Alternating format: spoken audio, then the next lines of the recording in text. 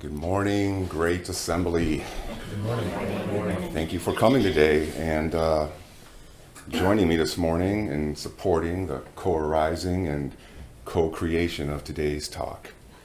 And thank you, Gyōzan Royce, my teacher, for your continuing steadfast support. So, the first two sentences in the Dhammapada says, mind is the forerunner of all actions. All deeds are led by mind, created by mind.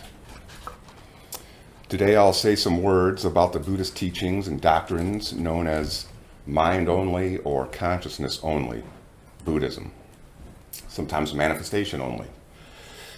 The mind only perspective is one of the central tenets of what is commonly known as the Yogacara teachings. And thank you, Tim, for providing that text. I didn't know the trap that I was setting for myself when you gave me that book. Woo!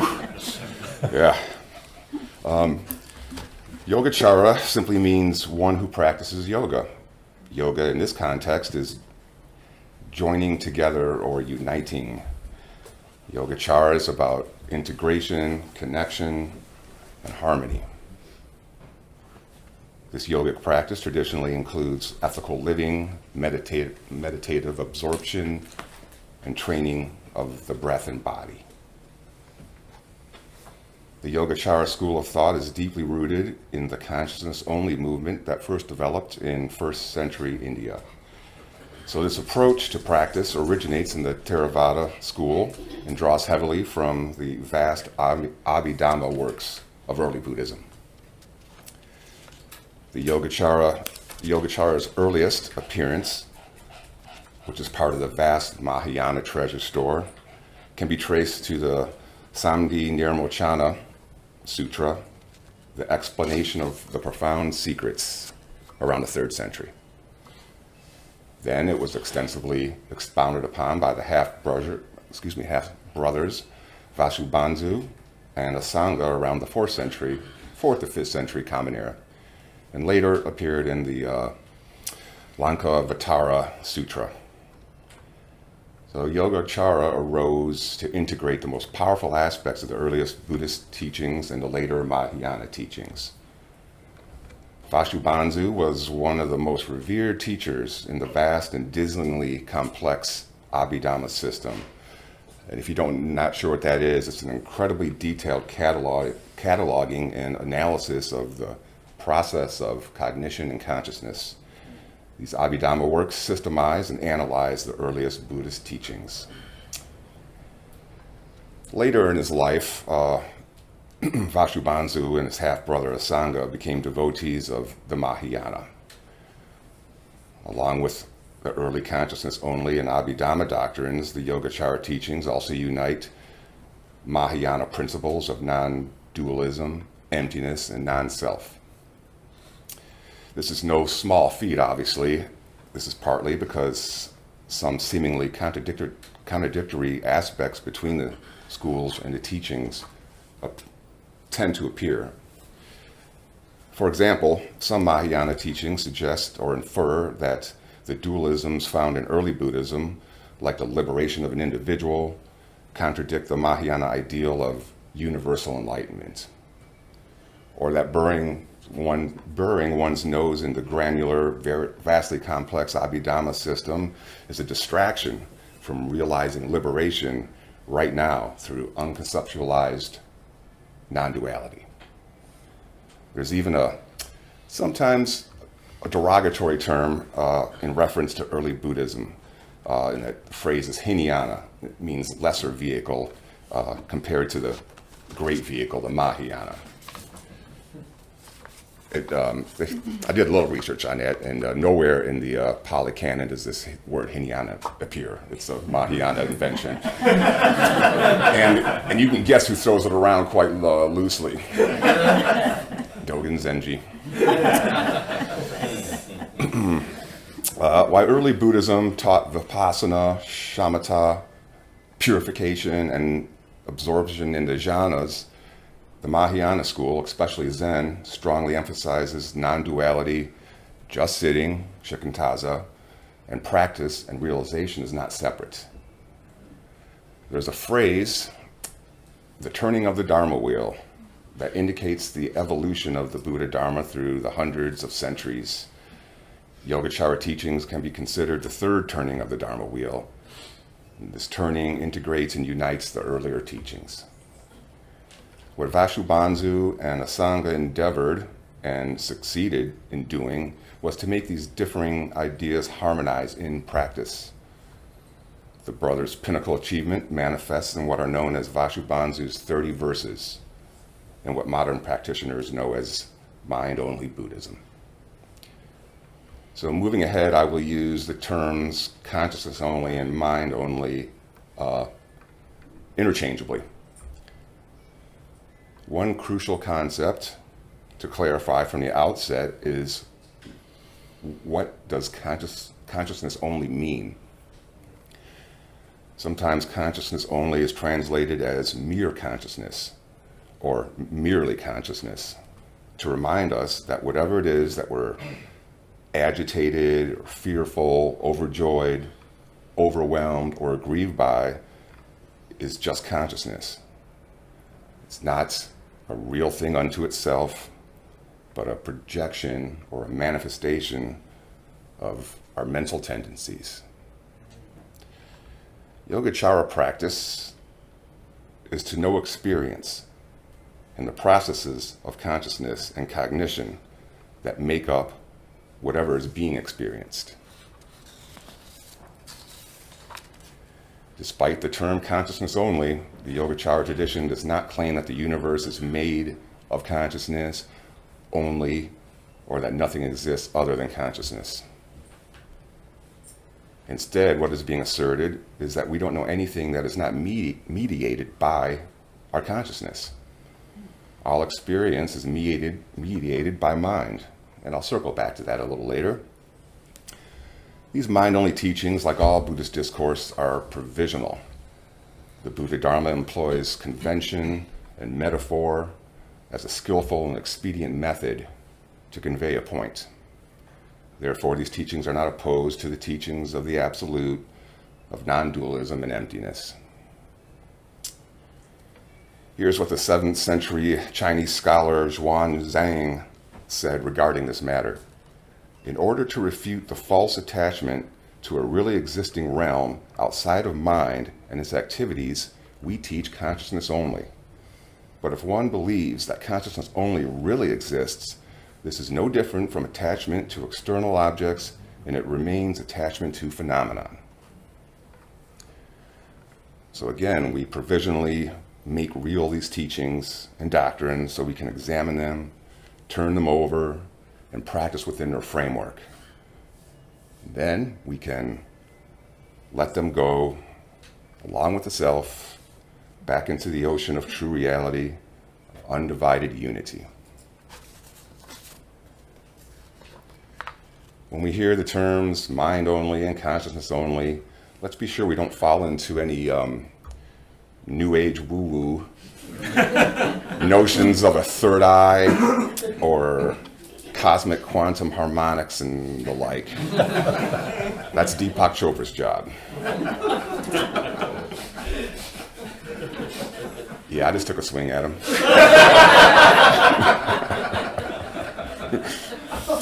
The phrase mere consciousness does not mean ignoring our well-being and that of others. It's not apathy, dismissal, or denial. In fact, it's an intimate exploration of our inner and outer experience. Mind or consciousness is a sensory function. They're merely so. Within Buddhism, they are not placed on some pedestal as something special, deeming other aspects of experience to be irrelevant or unimportant. Here's a short story from the Theravada tradition about Voramai Kabla Singh, the first Thai woman to receive full ordination and take the accompanying 311 precepts. A young man asked, "How do you keep the 311 precepts?" And Voramai responded, "I only keep one precept."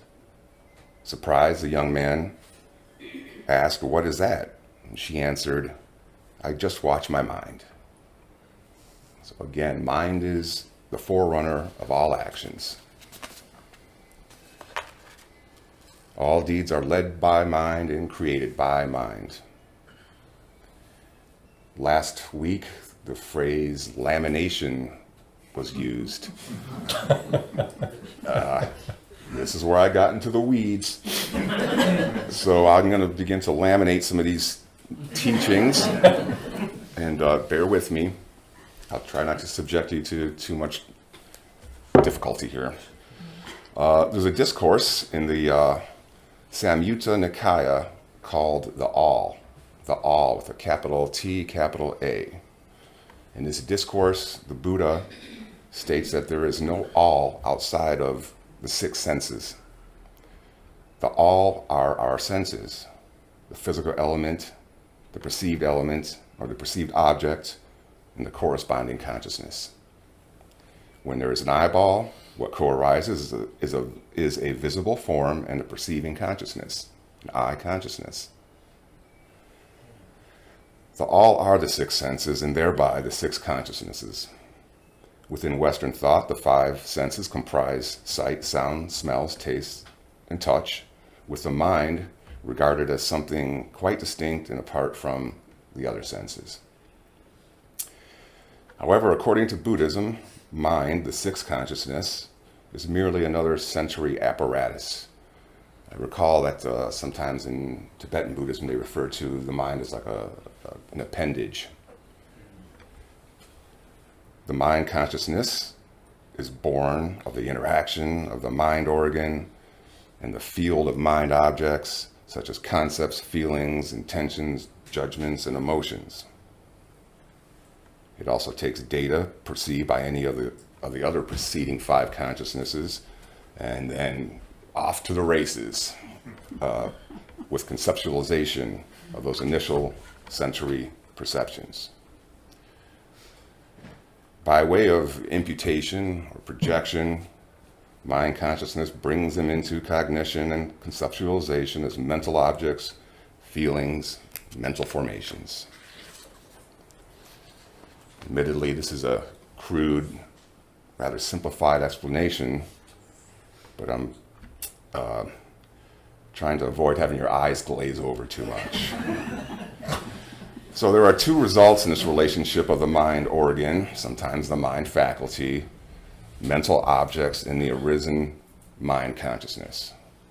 One is that experience becomes, according to Tenshin Roshi, a shadowy rendition of the initial sense impressions.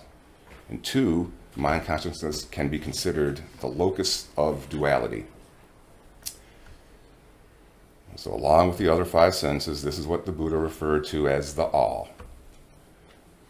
Here's a fire and brimstone sermon spoken by the Buddha, appropriately named the Fire Sermon, regarding this all. Monks, the all is a flame. What all is a flame? The eye is a flame. Forms are a flame. Consciousness at the eye is a flame. Contact at the eye is a flame. And whatever there is that arises in dependence on contact at the eye, experiences pleasure, pain, neither pleasure nor pain, that too is a flame. A flame with what? A flame with the fire of passion, the fire of aversion, the fire of delusion. A flame, I tell you, with birth, aging, and death, with sorrows, lamentations, pains, distresses, and despairs. Wow. Okay. I find it so interesting that how the Buddha Dharma has evolved over the eons and what our Zen practice looks like today. So I think such sermons and teachings were appropriate to those beings at that time and are still useful and important today, understood in a broader context, perhaps. So that is the all, but that's not all. I wish it were, but sometimes when I was writing this talk. With Vasubandhu and the mind-only teachings, we are introduced to another two consciousnesses that provide a bigger picture. And this eightfold scheme of cognition, of experience, provides a map of suffering, as in the fire sermon, and also the cessation of suffering by the transformation of the consciousness, or sometimes they say the transformation of the basis. Remember, the distinction among the 8 modes of consciousness is a provisional analytical device, lest we attribute an independent selfhood to the mind-only doctrine. I'll try to spare you some of the finer technicalities and provide a general picture here. The 7th consciousness is called Manas, and the 8th is named the Alaya. Along with the 6 consciousnesses, a person's experience of sight, sounds, smells, odors, tastes, and physical contact is shaped by the categorizations and judgments produced by the 6th consciousness and 7th consciousness, and modeled by the stored impressions contained in the 8th consciousness, the Alaya. Recall that Tenshin Roshi said the 6th consciousness can be identified as the locus of duality. The creation and the sensory impressions perceived by it are a shadowy rendition of the initial sense impressions. Manas is the consciousness of a self, which consists of thinking. It's like a self-other generator, reinforced by the judgments and evaluations and impressions of the mind consciousness. The function of Manas is the ability of the mind to reflect itself. Tenshin Roshi, my teacher's teacher, identifies the 7th consciousness as the locus of an independently abiding self. So we can consider these afflictive states or factors. Lastly, in this Yogacara 8-fold model of experience and cognition is the Alaya, a store consciousness that accumulates and holds the impressions, intentions, and volitional potential as karmic seeds. Generated in part by Manas and mind consciousness, this storehouse then in turn conditions and influences the latter, or the former. So a conditioning feedback cycle powered by the self-reflective action of the 6th and 7th consciousnesses could be called samsara at a localized level, or karmic consciousness. There's a book of Zen teachings from old China called A Tune Beyond the Clouds that describes the process of transformation that happens as a result of meditative practice. In the enlightened ones, the Buddhas, a transformation of the basis of experience takes place. A Buddha no longer assembles his or her personal experience on the basis of its limited stock of images contained in his or her individual storehouse consciousness. Instead, in a Buddha, the 8th consciousness is transformed into mirror-like wisdom, which contains all possible manifestations of form and consciousness like images reflected in a mirror. Whatever phenomenal manifestations appear in it, this great mirror wisdom remains pure and clear and unchanging and untouched. In a Buddha, the 7th consciousness is transformed into what is known as the equality wisdom, in place of the arbitrary, parochial judgments and evaluations of the 7th consciousness. Based on the conditioning the person has received, the equality wisdom directly perceives the true reality of all phenomenon, their absolute essence, which is universal and everywhere equally. Equipped with the equality wisdom, the enlightened being is capable of the equanimity needed to cope with deluded beings without being drawn into or repelled by their delusion. The equality wisdom is the key to the tireless, detached compassion of the Bodhisattva. who view self and others as one, and who experience nirvana right in the midst of the afflictions and passions of cyclical existence. The Bodhisattva can take on the endless task of leading all sentient beings to ultimate enlightenment, fulfilled with direct knowledge by way of a quality wisdom that in essence all beings are already one with absolute reality. So, hope that wasn't too muddled. Let's consider this classic statement from Dharmakirti, who states, "Cognition experiences itself and nothing else whatsoever. Even the particular objects of perception are by nature just consciousness itself." And circling back to Vasubandhu's 30 verses, I'll just offer the first line of the first verse. Everything is conceived as self or other. Everything conceived as self or other occurs in the transformation of consciousness. So it wasn't my intention to ascend the platform, sit down, and then regurgitate some complex and probably convoluted Dharma word salad. So I'm trying hard to stay away from that. So believe it or not, you were spared a great deal of tedious technicalities and details at the risk of oversimplification. So what does this all mean in terms of our Mahayana practice?